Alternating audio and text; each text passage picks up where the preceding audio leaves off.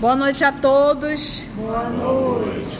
Hoje, 13 de outubro de 2020, estamos nós reunidos mais uma vez para darmos continuidade ao nosso estudo da obra há 2000 anos. Nós estamos exatamente finalizando o capítulo 8º, intitulado No Grande Dia do Calvário. Hoje é um estudo de muitas emoções. Eu vou solicitar para a nossa irmã Aramita fazer a recapitulação, mas já pedimos na nossa oração inicial a permissão de Deus, a inspiração do nosso Senhor Jesus, o amparo da espiritualidade amiga, para trabalhar e nos ajudar a trabalhar o nosso mundo íntimo, para as lições que serão trazidas nessa noite, retratando o período da decisão dolorosa da humanidade terrena com a crucificação do nosso Senhor. Perdoa-nos, Senhor, porque até hoje ainda não temos consciência do que temos feito, das nossas escolhas.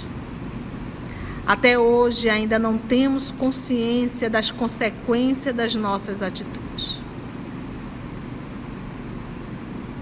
Mas que possamos, Senhor da vida,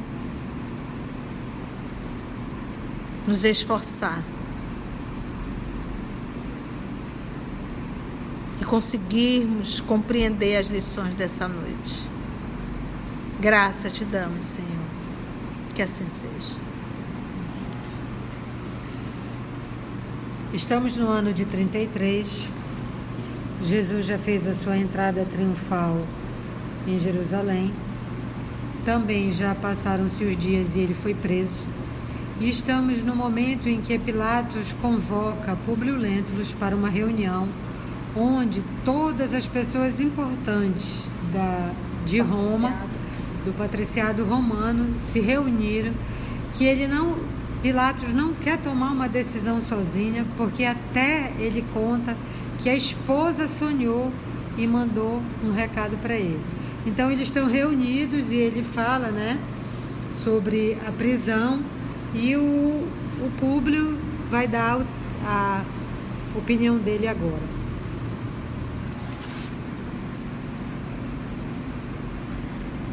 E, recordando no íntimo os bens que havia recebido do profeta com a cura da filhinha, embora as dúvidas levantadas por seu orgulho e vaidade, continuou o senador. Então, a gente para pensar, eu mesmo já li essa obra. Esse estudo que nós vamos realizar hoje fica bem claro que para os romanos Jesus não era um simples galileu, porque a prisão do Cristo fez com que ali na casa de Pilatos, vou chamar de casa, mas na verdade era um palacete, o palácio do governador, ele como governador chamou o senador romano e grande parte dos patriciados importantes. E ele fez uma reunião para juntos tomarem uma decisão. Então não era qualquer um prisioneiro. E os romanos sabiam disso. Lembrando que os romanos, que também eram exilados de Capela, e que Roma tinha uma missão, e que Roma falhou. E eu acho que aqui começa de uma forma mais ostensiva ainda a decadência romana. E, recordando no íntimo os bens que havia recebido do profeta com a cura da filhinha, embora as dúvidas levantadas por seu orgulho e vaidade, continuou o senador. Conheci de perto o profeta de Nazaré, em Cafarnaum, onde ninguém o tinha na conta de conspirador ou revolucionário. Suas ações ali eram as de um homem superior, caridoso e justo, e jamais tive conhecimento de que sua palavra se erguesse contra qualquer instituto social ou político do império. Certamente, alguém o toma aqui como pretendendo a autoridade política da Judéia, cevando-se no seu nome as ambições e o despeito dos sacerdotes do templo. Mas, já que guardais no coração os melhores escrúpulos, por que não enviais o prisioneiro ao julgamento de Antipas, a quem, com mais propriedade, deve interessar a solução de semelhante assunto? Representando nestes dias o governo da Galileia, aqui em Jerusalém, acho que ninguém, melhor que Herodes, pode resolver em sã consciência um caso como este, considerando-se a circunstância de que julgará um compatrício seu, já que não vos supondes de posse de todos os elementos para proferir sentença definitiva nesse processo insólito. Então aqui a gente está indo ponto a ponto. Então quem tinha que resolver isso era Pilatos, ponto. Ele é o governador da Judéia, ele é o representante de César. O senador está acima dele, está, mas não é um trabalho do senador. Esse trabalho, essa resolução cabia em Pilatos. O senador decidir, se o senador decidir politicamente, é como se fosse assim, é o governador, e ele vem tomar a decisão do prefeito. Aqui nós temos o que é trabalho do governador e o que é trabalho de uma prefeitura, cada um administra. Quem deveria administrar aqui era Pilatos, essa decisão era de Pilatos, ponto final. Mas e o que Pilatos fez? É covardia moral. Pilatos é aquela criatura que quer ficar bem com todo mundo e não quer que ninguém o julgue mal. Então aqui ele queria ficar bem com o povo, ele queria ficar bem com os, como é que ele diz aqui, resolvi, portanto, agir em consciência, isso é Pilatos. Aqui reunindo todos os patrícios e romanos notáveis de Jerusalém. Notáveis. Para examinarmos o assunto de modo que o meu ato não prejudique os interesses do império. Conversa, era covardia. Aonde que a prisão de Jesus poderia interferir no império? A discussão aqui era o povo, a massa, quer a prisão de Jesus. E ele diz assim, eu não quero ficar mal com o povo não. Mas também a minha consciência me acusa. Poxa, minha mulher sonhou. A esposa de Pilatos sonhou.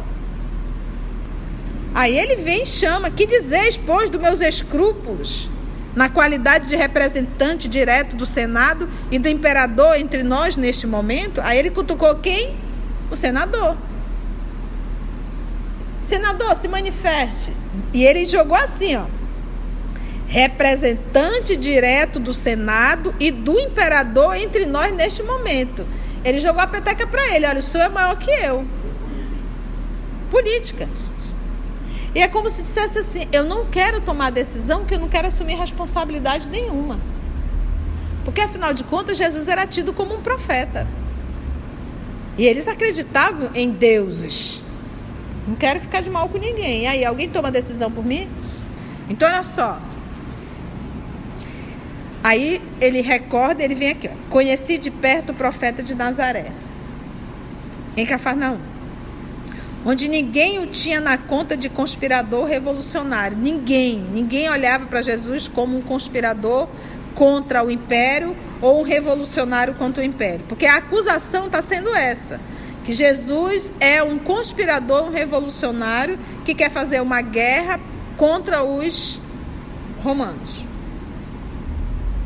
Suas ações ali eram as de um homem superior. Olha como o senador retrata. Suas ações ali eram as de um homem superior, caridoso e justo. E jamais tive conhecimento de que sua palavra se erguesse contra qualquer instituto social ou político do império. Jamais. Jesus nunca falou isso. Vocês sabem que roda uma carta aí nomeada como se fosse do senador Públio. A carta é muito bela, é muito bonita, mas é óbvio que não é. Mas é muito bonita. É óbvio porque o imperador lá sabia quem era Jesus. Isso aqui foi uma briga dentro da Judéia. E você vê aqui o cuidado do próprio senador. Porque lembra da vergonha de se expor? E na carta ele coloca Jesus, nossa, assim, como se ele praticamente estivesse ajoelhado. Então, é muito belo quem escreveu. Era mais fácil a Lívia ter escrito. Mais fácil a Lívia, mas não há fundamento realmente. Suas ações ali eram as de um homem superior, carinhoso e justo, e jamais tive conhecimento de que sua palavra se erguesse contra qualquer instituto social ou político do império. Certamente alguém o toma aqui como pretendendo a autoridade política da Judéia. Alguém está tomando ele aqui, estimulando-se no seu nome as ambições e o despeito dos sacerdotes do templo. Tem alguém fazendo tudo isso. E quem era que estava fazendo? Eram os próprios sacerdotes. Os próprios sacerdotes.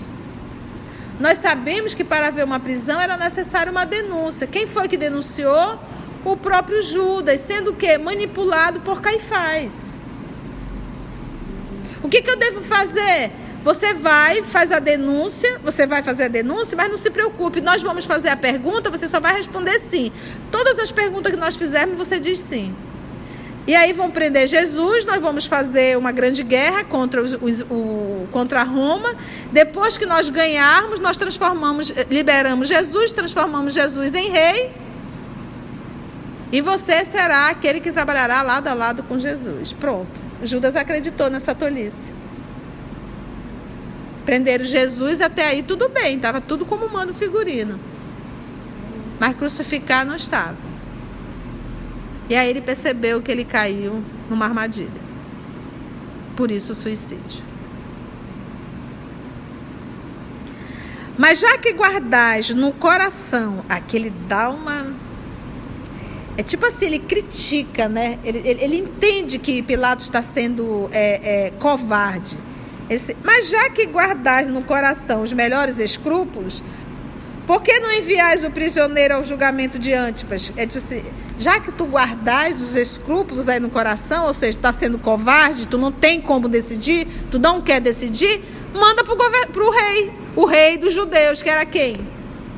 Herodes. Porque a administração política, financeira, era do império. Eles não interferiam na parte religiosa. Então tinha lá um rei, vamos lá. Então a ideia de mandar Jesus para Herodes foi de quem? Públio. Então a primeira decisão não foi de Pilatos. Porque a atitude de Pilatos foi de covardia. Mas já que guardais no coração os melhores escrúpulos, por que não enviais o prisioneiro ao julgamento de Antipas? A quem, com mais propriedade, deve interessar a solução de semelhante assunto? Representando nestes dias o governo da Galileia aqui em Jerusalém, acho que ninguém melhor que Herodes pode resolver em sã consciência um caso como este, considerando-se a circunstância de que julgará um compatrício, porque Herodes era judeu, Jesus também, um compatrício seu, já que não vos julgais de posse de todos os elementos para proferir sentença definitiva nesse processo insólito. Mais uma vez ele cutuca Pilatos. A ideia foi unanimemente aceita, sendo o acusado conduzido à presença de Herodes Antipas. Por alguns centuriões, alguns soldados levaram, obedecendo-se rigorosamente às determinações de Pilato nesse sentido. Todavia, no palácio do tetrarca da Galileia, foi Jesus de Nazaré recebido com profundo sarcasmo. Até então, Jesus não tinha sido maltratado por nenhum romano. Ele foi preso. Todos conheciam a figura do Nazareno. Ele só fazia o bem.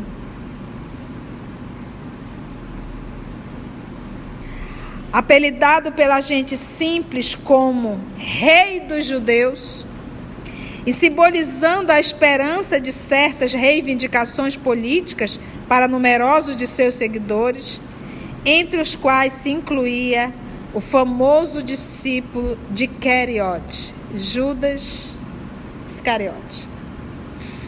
O mestre de Nazaré foi tratado pelo príncipe de Tiberíades como um simples conspirador, humilhado e vencido. Antipas, porém, para fazer sentir ao procurador da Judéia, que é o governador Pilatos, a conta de ridículo em que tomava os seus escrúpulos, porque ele disse assim, por que tanto cuidado com esse homem? Eu vou mandar um recado aqui, que ele para mim não significa nada. O que ele fez? Mandou que se tratasse o prisioneiro com o máximo de ironia. Vestiu-lhe uma túnica alva, igual à indumentária dos príncipes do tempo, colocando-lhe nos braços uma cana imunda, à guisa de cetro, e coroou-lhe a fronte abatida com uma auréola de venenosos espinhos. Então, a coroa, além do espinho, eram espinhos venenosos. Imagina a dor, não só do furo, mas dos venenos. Cana imunda, como se fosse um cetro. Coroou-lhe a fronte abatida com uma auréola de venenosos espinhos, devolvendo-o à sanção de Pilatos, no turbilhão de gritarias da populaça exacerbada. Dias antes, ele estava sendo recebido, aplaudido como um rei. Mas é assim a vida da gente. Hoje quem está aplaudindo para ti, batendo no teu ombro, amanhã pode estar vaiando e te maldizendo. Hoje alguém te chama de querida, amanhã pode estar te chamando de inimiga. Nós não mudamos.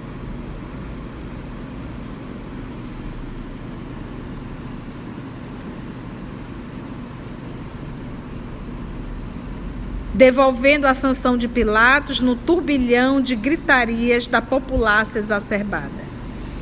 Muitos soldados romanos cercavam o acusado. Protegendo-o das investidas da massa furiosa e inconsciente.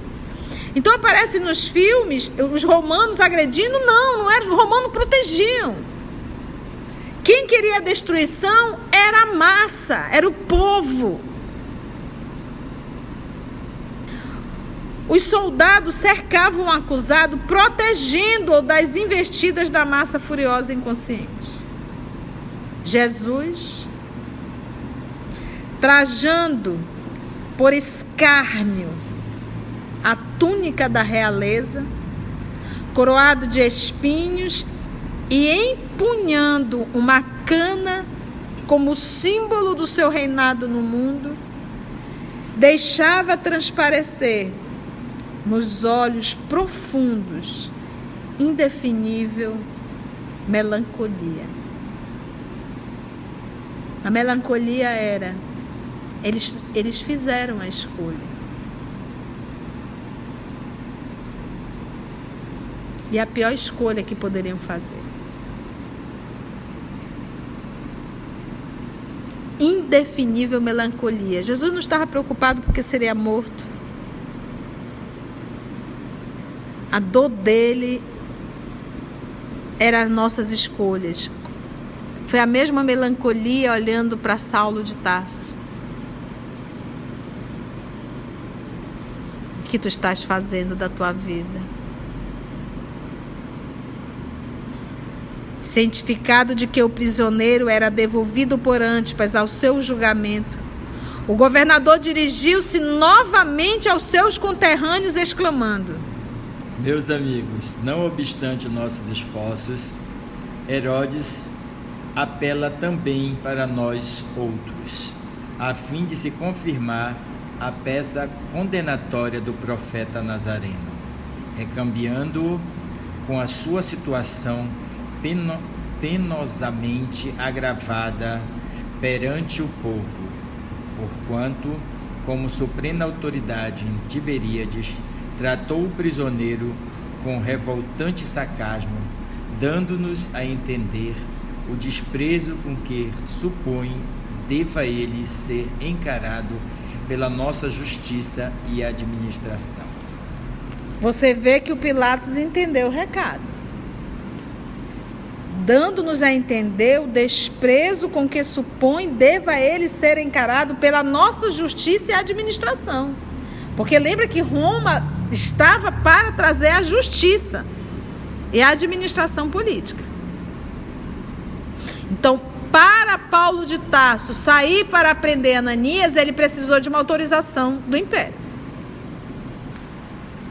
Tão amarga a situação contrista-me bastante, porque o coração me diz que esse homem é um justo.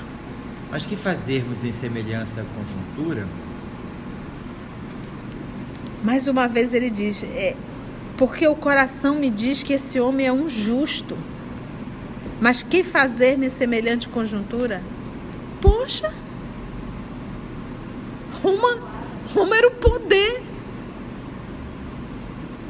Será que esse homem também entrou num processo obsessivo que não conseguia tomar atitude?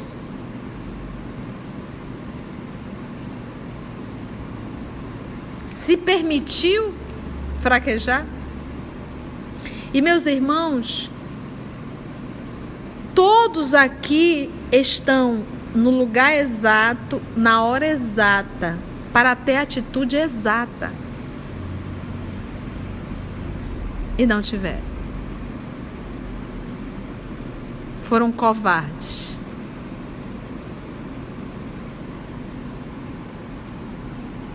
Da câmara isolada, onde se reuniam o apressado e reduzido conselho de patrícios, mais uma vez reuniram-se.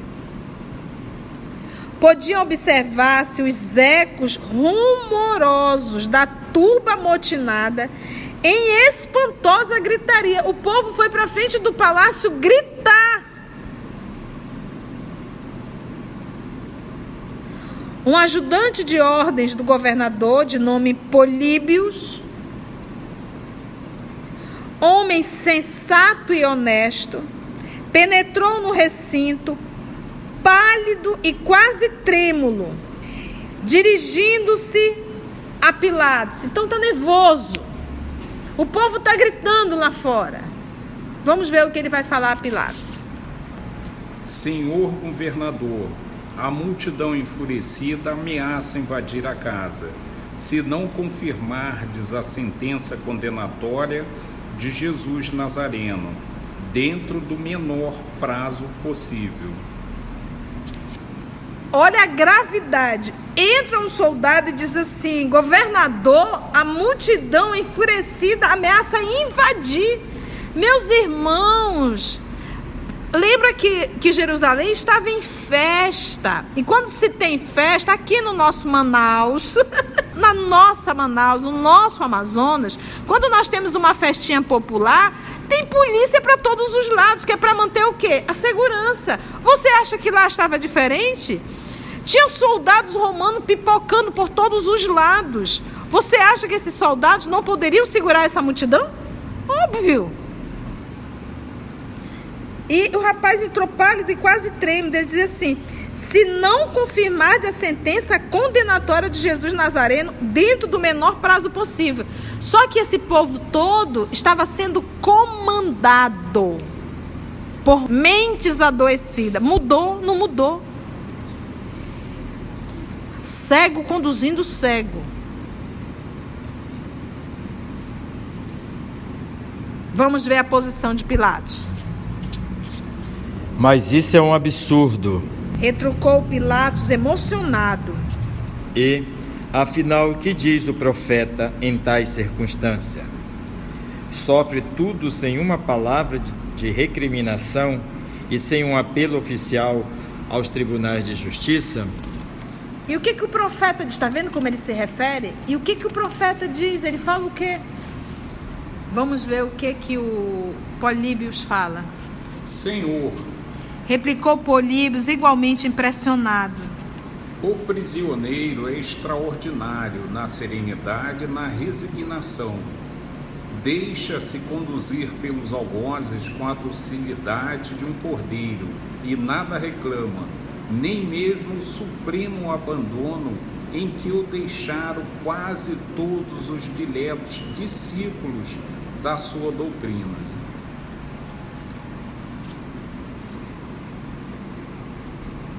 O prisioneiro é extraordinário na serenidade e na resignação. Extraordinário. Deixa-se conduzir pelos algozes com a docilidade de um cordeiro. Nós lemos os profetas no Antigo Testamento falando da prisão do nosso Senhor Jesus, que ele se entregaria como um cordeiro, com a docilidade de um cordeiro, e nada reclama, nem mesmo o supremo abandono em que o deixaram quase todos os diletos discípulos da sua doutrina. Quase todos. Alguns o acompanhavam, mas quase todos deixaram, se calaram, ficaram com medo. E aqui é mais uma vez Jesus dizendo assim: olha, eu estou me entregando com a confiança no Pai. Porque ele foi abandonado por todos os amigos, mas ele não ficou reclamando: poxa, onde é que está Pedro? Onde é que está João, Tiago, Levi? Judas que me traiu. Ele não falava nada.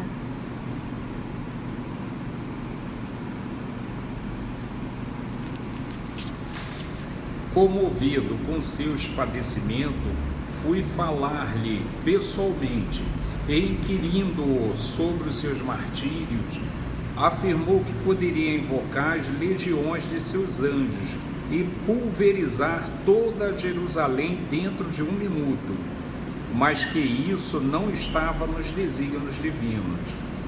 E sim, a sua humilhação infamante, para que se cumprisse as determinações das Escrituras.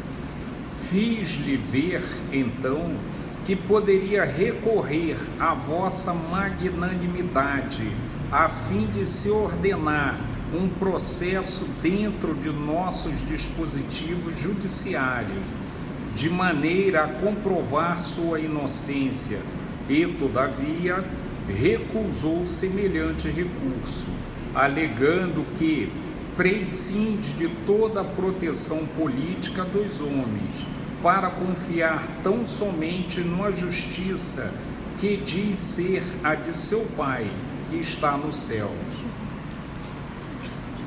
Isso é difícil até compreender, né? Para a cabeça de um... Olha só, esse soldado, que não era um soldado comum, um soldado que estava ali, como ele diz assim, ele apresenta aqui alguém, um ajudante de ordens do governador. O Políbios se aproximou, primeiro que se sensibilizou muito, e disse assim, foi falar pessoalmente, ele foi lá, inquirindo sobre os seus martírios, perguntou: como passar por tudo isso? Por que passar por tudo isso? Só acha justo isso? Afirmou Jesus que poderia invocar legiões de seus anjos e pulverizar toda Jerusalém dentro de 1 minuto. Afirmou que poderia, Jesus poderia naquele momento mudar tudo.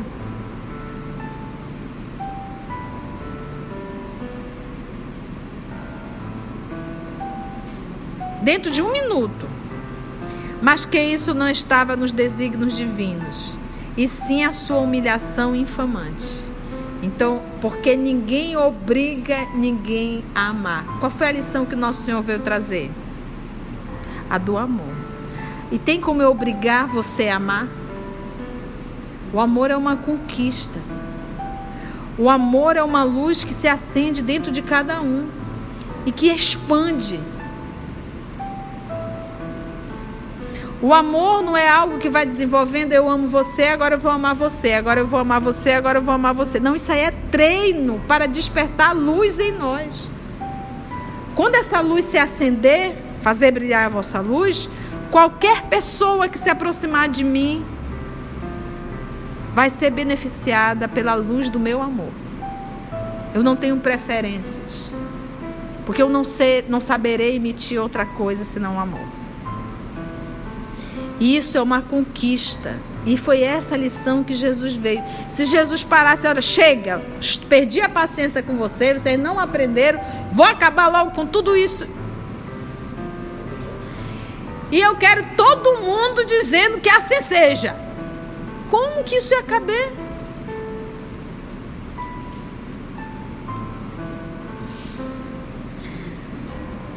Isso não estava nos desígnios. Pulverizar Jerusalém não estava nos desígnios de Deus.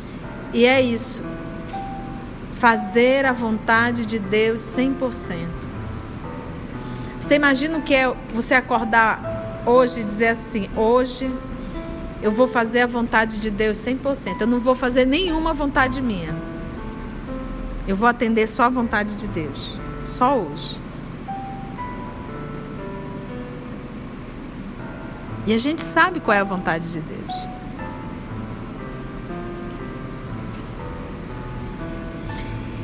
O que estava nos desígnios de Deus? A sua humilhação infamante. Humilhação infamante. Isso estava no desígnio de Deus. Para que essa humilhação? Para que se cumprisse as determinações das Escrituras. Meus irmãos, a Escritura, os profetas, eles estão dizendo assim: olha, a probabilidade é acontecer isso aqui se nós não mudarmos. Porque não está determinado. Tudo poderia ter sido diferente. Ele não trabalhou para ser crucificado. Ele trabalhou para tentar trazer de novo, mas pela linha do nível da consciência e da rebeldia humana, a probabilidade muito maior era fazer o que fizeram com o homem maior que já esteve aqui na Terra. O homem que mais amou e ama. Fiz-lhe ver, diz o Políbios, fiz-lhe ver, então, que ele poderia recorrer ao Senhor, ao imperador, ao Pilatos, ao governador, a fim de se ordenar um processo dentro dos nossos dispositivos judiciais, de maneira a comprovar sua inocência. Só pode abrir um processo, vamos lá, vamos tentar. Ele recusou. Jesus recusou, porque ele alegou que ele não precisa de nenhuma proteção política dos homens. Estava programado para Judas fazer a traição? Não, ninguém nasce para fazer o mal. Mas ele escolheu fazer. Ele se permitiu cair naquele... Então ninguém nasce para fazer o mal. Nós temos o livre-arbítrio e fazemos as nossas escolhas. Então, de onde estava, Jesus já sabia, não tem o que fazer. Agora é me entregar. Eles vão precisar dessa lição. E eu serei o cordeiro. E lembra que toda Páscoa se sacrificava um cordeiro para oferecer a Deus. Naquela Páscoa, por isso é que ele é chamado cordeiro. Quem foi o cordeiro? Jesus. Alegando que prescinde de toda a proteção política dos homens para confiar tão somente numa justiça que diz ser a de seu Pai que está no céu.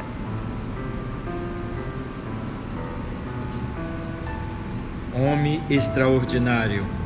Revidava Pilatos, enquanto os presentes o acompanhavam estupefatos. Homem extraordinário. Olha como Pilatos fala. Políbio. Continuou Pilatos. Que poderíamos fazer para evitar-lhes a morte nefanda nas mãos criminosas da massa inconsciente? A primeira pergunta Pilatos fez para quem? Para o Públio. Qual foi a ideia do Públio? Manda para o Herodes de Antipas, lá para o rei, para ver o que ele faz, já que são os dois da mesma patrícios, né? Deu no que deu. Agora, mais uma vez, o Pilatos foge de escolher e passa a responsabilidade dele para o Políbios. Vamos ver a ideia de Políbios. Senhor, em vista da necessidade de resolução rápida, sugiro a pena dos açoites na praça pública, por ver se assim conseguimos amainar as iras populares, evitando ao prisioneiro a morte ignominiosa nas mãos de acelerados sem consciência. Acelerados aí os criminosos, né? Então olha aí a ideia nada boa de Políbios. Olha, vamos fazer o seguinte, vamos levar Jesus para a praça pública, vamos açoitá-lo, seminu. O povo já vai ficar feliz com isso.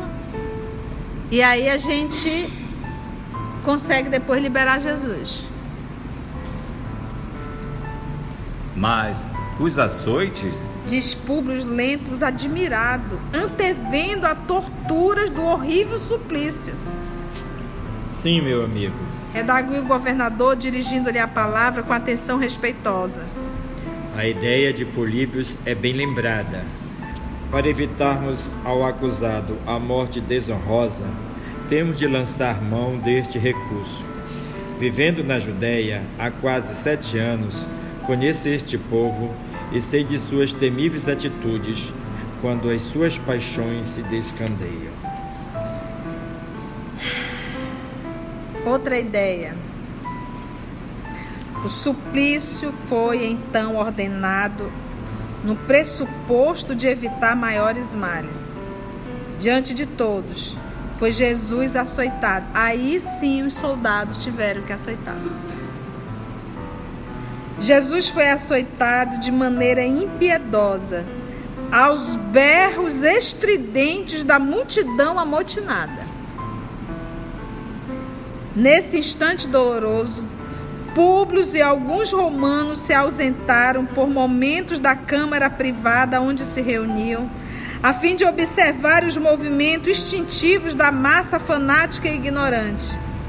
Não parecia que os peregrinos de Jerusalém haviam ocorrido à cidade para as comemorações alegres da Páscoa, mas tão somente para procederem à condenação do humilde Messias de Nazaré.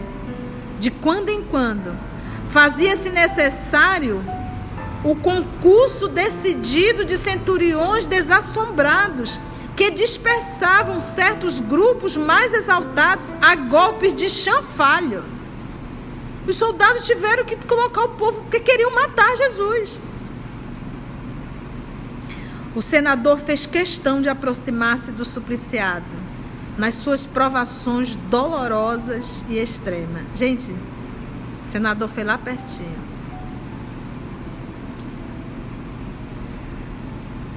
Aquele rosto enérgico e meigo, em que os seus olhos haviam divisado uma auréola de luz suave e misericordiosa, nas margens do Tiberíades, estava agora banhado de suor sangrento, a manar-lhe da fronte dilacerada pelos espinhos perfurantes,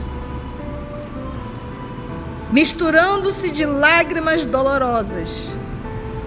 Seus delicados traços fisionômicos pareciam invadidos de palidez angustiada e indescritível.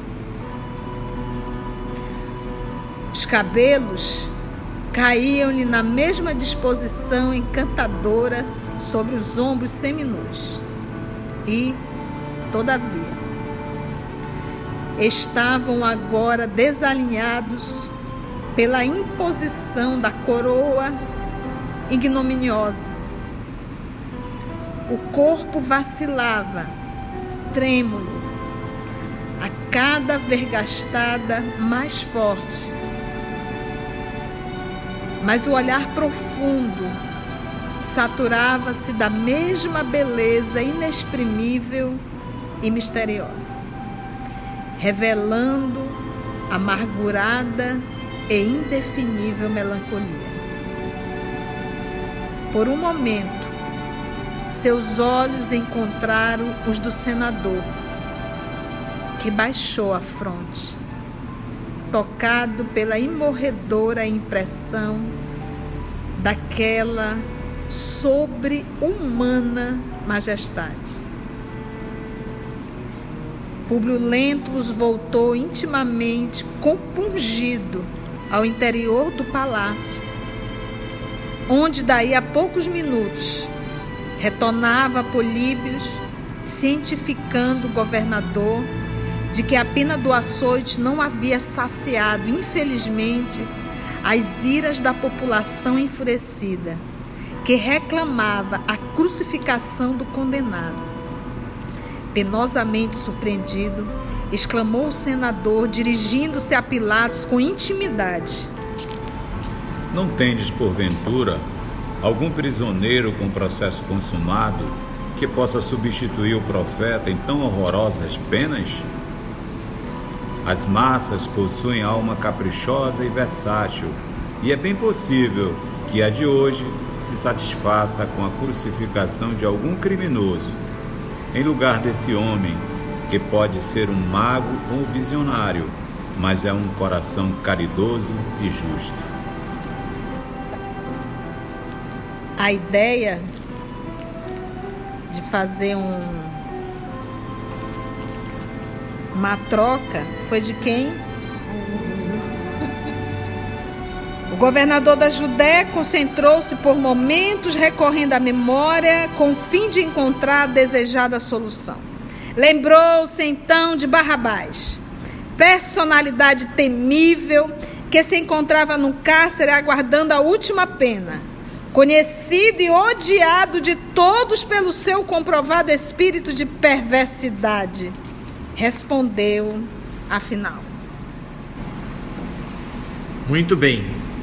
Temos aqui um celerado no cárcere para o alívio de todos e que poderia, com efeito, substituir o profeta na morte infamante.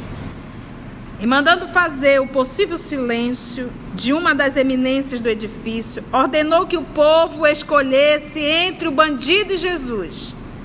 Com grande surpresa de todos os presentes, a multidão gritava com sinistro alarido numa torrente de impropérios: Jesus, Jesus, absolvemos Barrabás, condenamos Jesus, crucifica-o, crucifica-o.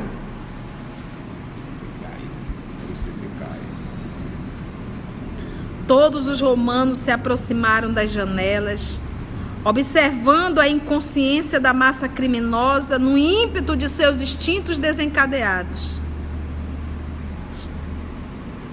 Que fazer diante de tal quadro?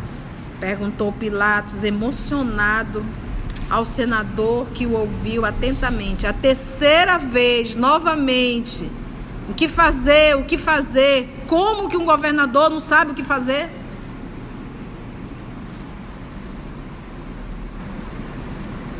Meu amigo, respondeu Públio com energia, se a decisão dependesse tão somente de mim, fundamentá-la-ia em nossos códigos judiciários, cuja evolução não comporta mais uma condenação tão sumária como esta, e mandava dispersar a multidão inconsciente a pata de cavalo.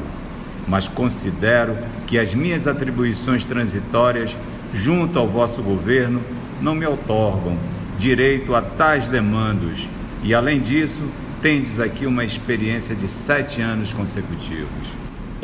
Exatamente, porque ele falou: eu tenho aqui uma experiência de 7 anos, eu conheço a massa, né? Mas o senador disse: eu mandava tocar esse povo todo aqui a patada de cavalo. E nesse momento de muita emoção, cenas do próximo capítulo. Muita emoção, né, gente? Olha, quando eu leio, obviamente que a gente faz o estudo em casa, antes se prepara, e em casa, eu ainda há pouco falei, chorei convulsivamente. Aqui a gente consegue, com o auxílio da espiritualidade, se conter. Mas quando a gente lê, e nessa obra em particular, lendo todo o processo, tudo que estava ali por detrás, tudo que aconteceu a nível político, social, a gente percebe esse grande homem. Meus amigos, Jesus aqui dando a lição da plena confiança em Deus. Plena confiança em Deus Deus não vai atender os meus caprichos pessoais. Mas tudo que acontece como o melhor. No dia que nós conseguimos... Então, você vê aqui Jesus entregando a vida como um cordeiro. E nos dando uma lição. Então, o dia que nós entendermos que nós devemos viver para Deus e por Deus,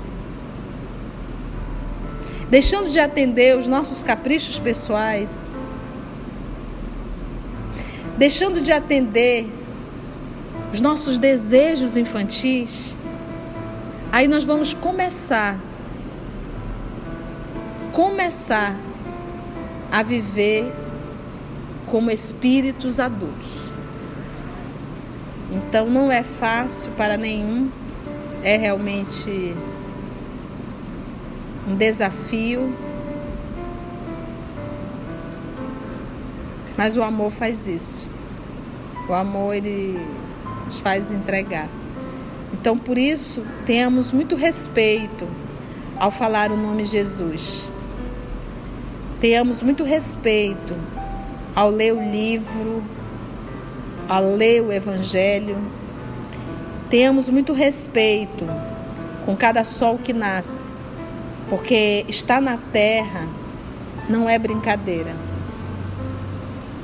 É um movimento muito sério, ao qual precisamos honrar com essa oportunidade que a vida nos deu.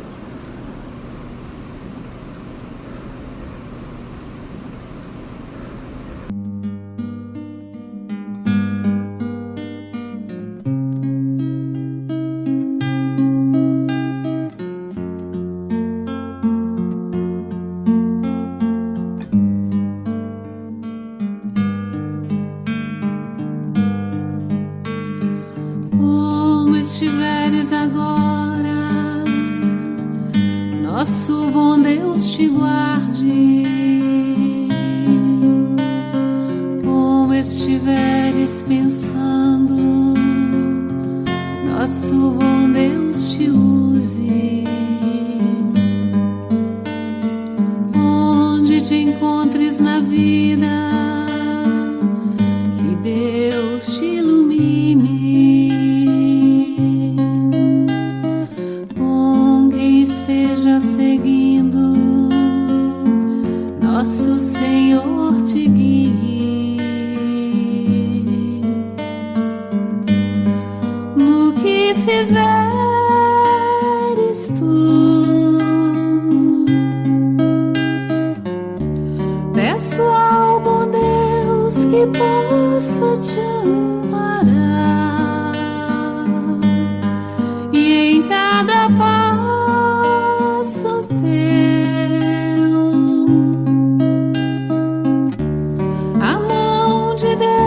virá te abençoar.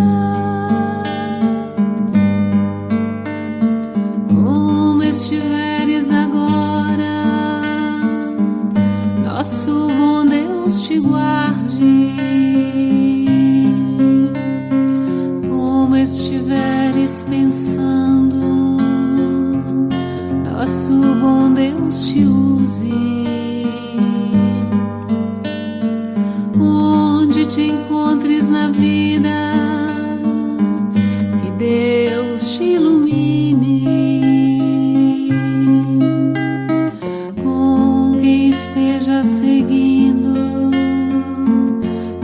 o Senhor te guie no que fizeres tu. Peço ao bom Deus que possa te amparar e em cada passo teu a mão de Deus virá te abençoar.